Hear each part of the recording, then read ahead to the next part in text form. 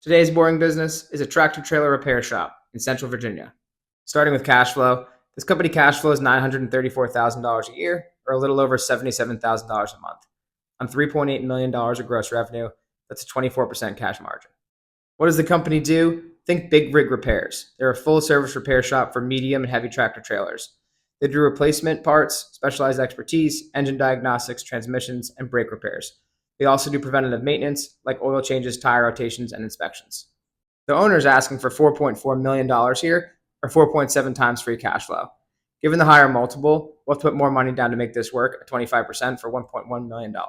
Given the higher multiple, you probably have to include more cash and more of a seller's note, but you could make a little over $500,000 a year, given the hypothetical structure above, subject to change in due diligence. For comps, auto service and repair shops go for 2.7 times, making this ask at 4.7 expensive to the market. Finally, on to highlights and concerns. For highlights, this business has been around for over 30 years and the owner is retiring. Always a great sign. They have a solid revenue base that's been through multiple economic downturns, and they're an essential service to transportation and logistics. Finally, concerns on licensing and permits. You want to understand local, state, and federal. Make sure everything's up to date for regulatory and compliance. On the real estate, the owner owns the facility. It's valued at $3.2 million. Understand what kind of lease agreement would be needed to be put in place. And then number 3, fleet contracts. Make sure there's no customer concentration or large customers in there that they rely on. Follow along for more cash flowing companies.